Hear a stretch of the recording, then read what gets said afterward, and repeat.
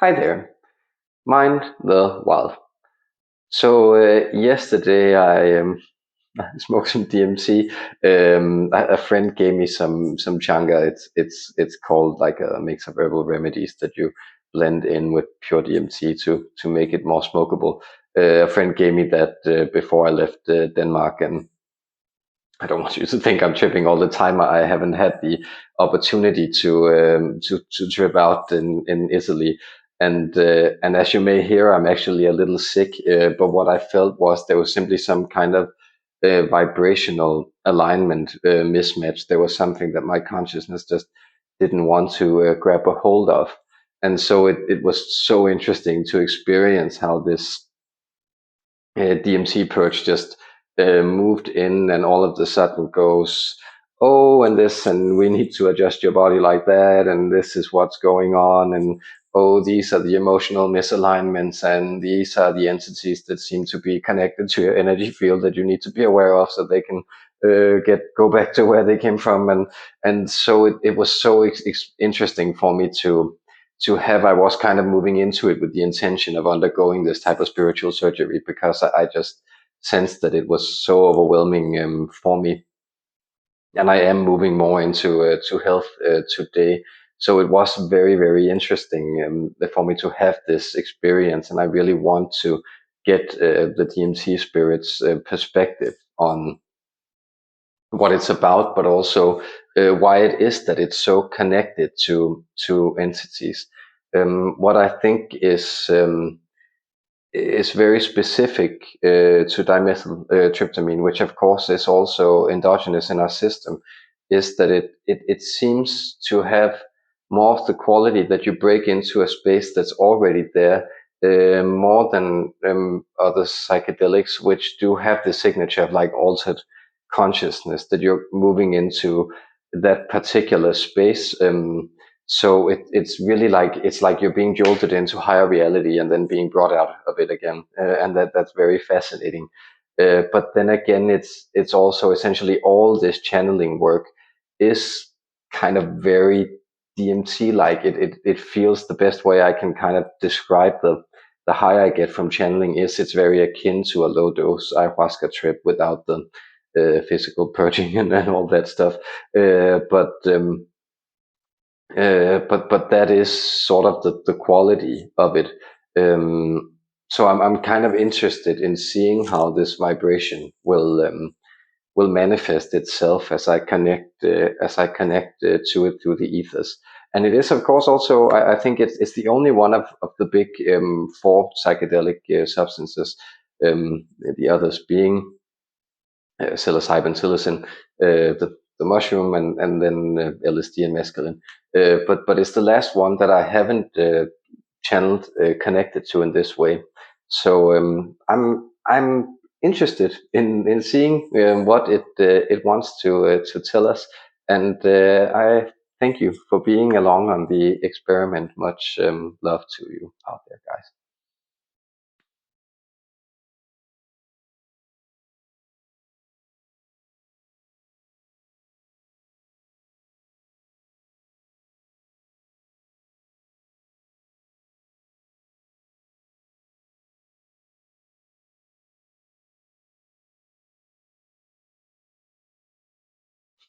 Hello, human beings. Voluptuous is the word that I'm translating myself into. It is this sense of the rounded curve.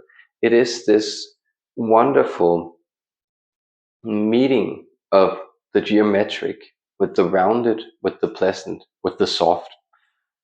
Therefore, I am much a type of portal, a chemical configuration that acts as the facilitator of the union of opposites, what is sometimes known as the holy marriage, the hieros in one of your ancient languages that enjoyed mapping out these realities.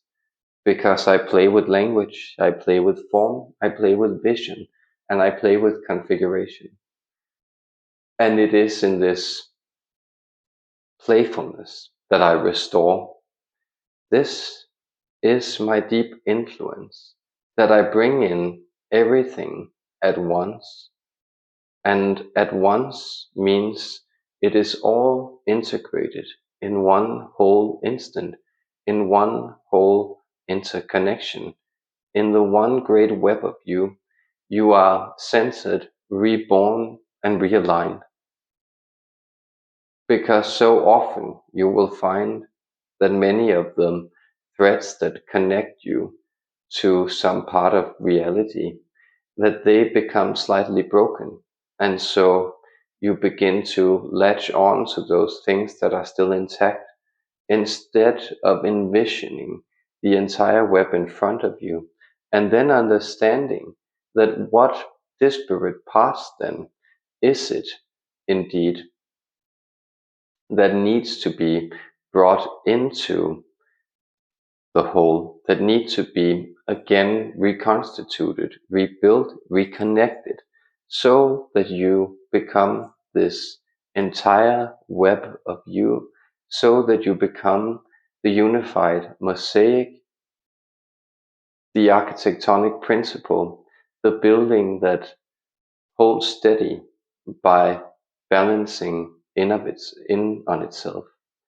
This is the true meaning of the word harmony. It is the balancing out of tensions that would otherwise tilt you over, topple the building, topple the arch in one way or another. But you cannot go wrong with this. You may notice that my energy is very abundant in nature. It exists indeed in many spaces where you wouldn't expect to find it. In the metabolism of animals, in the leaves of trees, and in the blades of grass, the straws that grows on the field. All these things I exist in because everything likes to be whole. Everything enjoys being interconnected.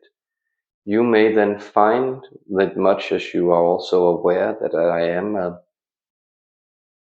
transmitter agent, that is a substance that works to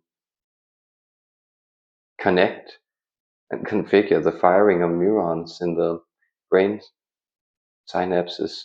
We are finding our friend here is having a little of a hard time using these terms in this language, but we assure him that we will bring forward the meaning, because the meaning is the vibration, it is the whole. And so you may find that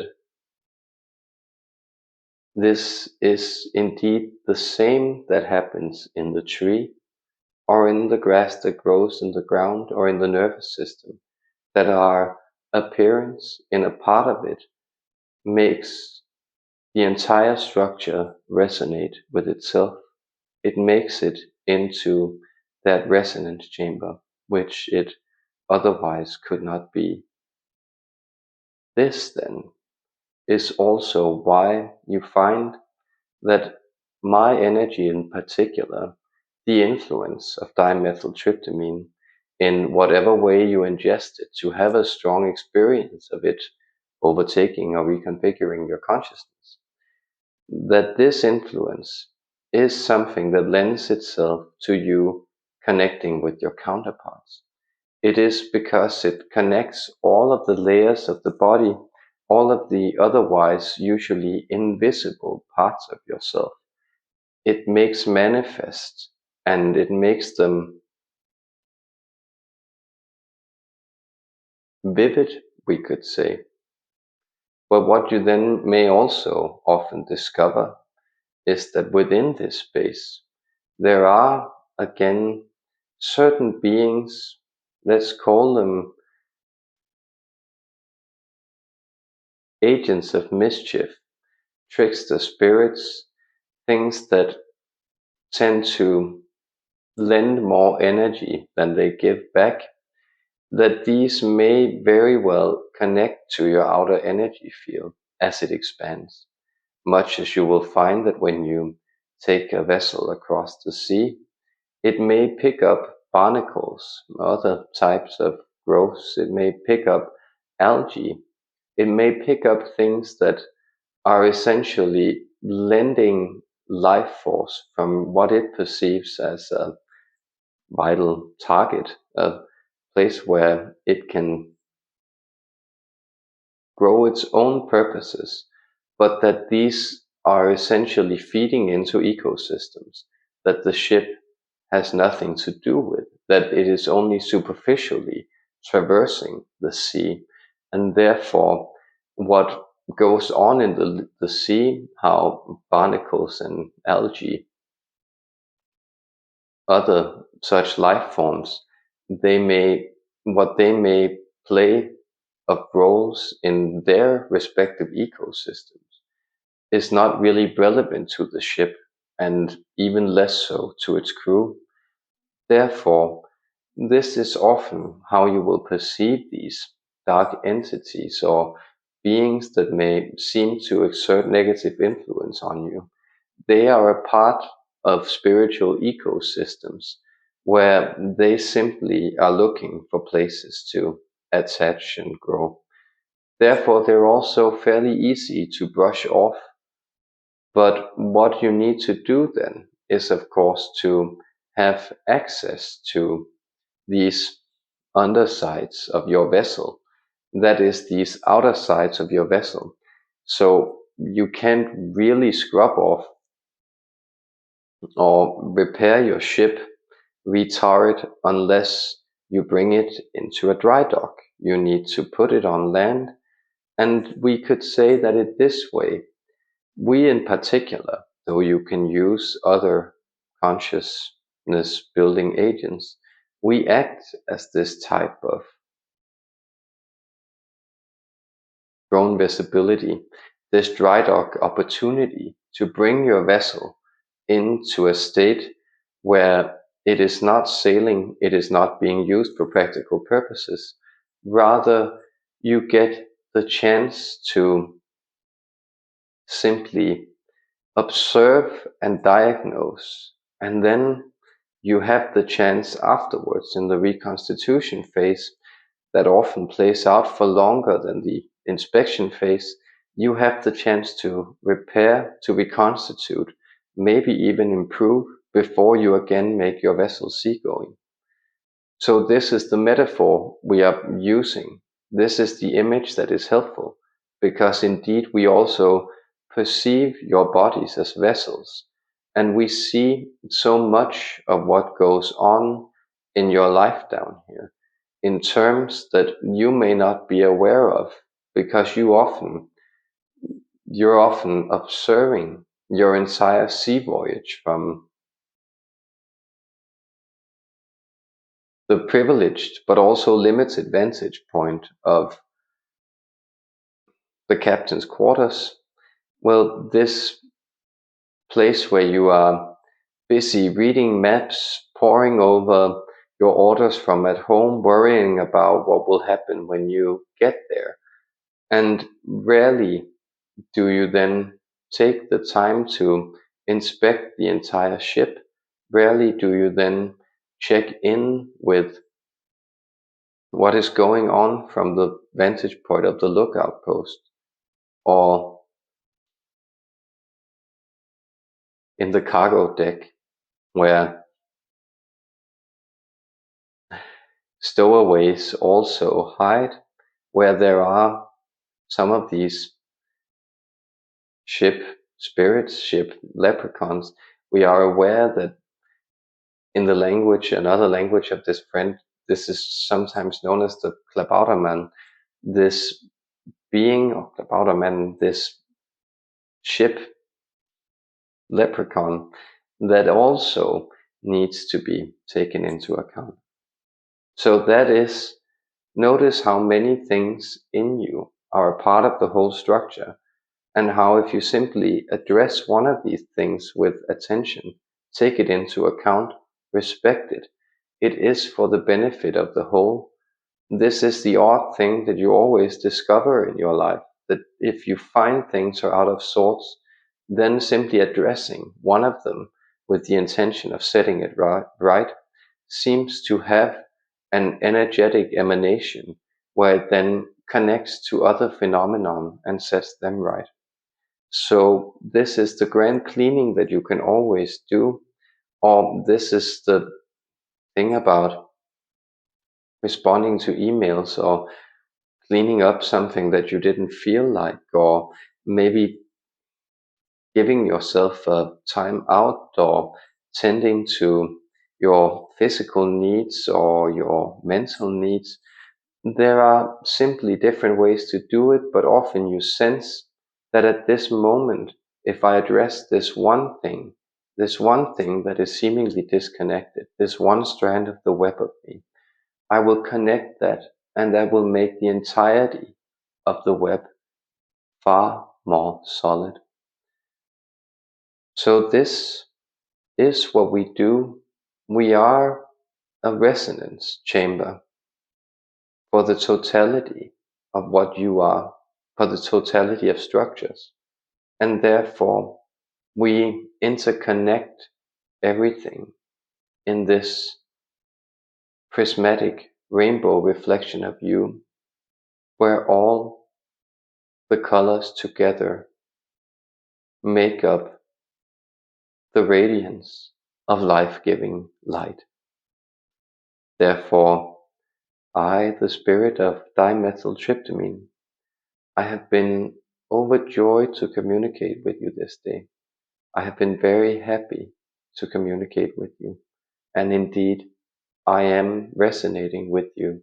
In this very moment, I will keep resonating with you from lifetime to lifetime, tying together everything into this chain, this necklace, this diadem of radiance.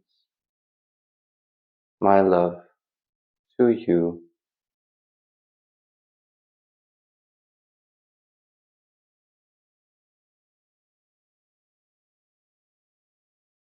That was extremely interesting for me, because usually like everything I channel seems to have a personality, and this seemed to be the personality surrounding the channeling itself. So it does kind of confirm my, I don't know, suspicion, my idea that it is kind of through the let's say the medium of DMT, that these beings, they concentrate themselves, and that's again what it was speaking of, right? That if you sort of just push one of those buttons, like it's also like if you push one of the counterpart entities, then they actually kind of make a resonance that set your entire structure of vibrancy, essentially you, right, your entire system of bodies, that they realign, readjust that into its natural frequency. So that was a very profound experience for me, and I also just enjoyed the images, like in the seafaring and stuff, a lot. So I hope you took something helpful from that. Much love to you out there.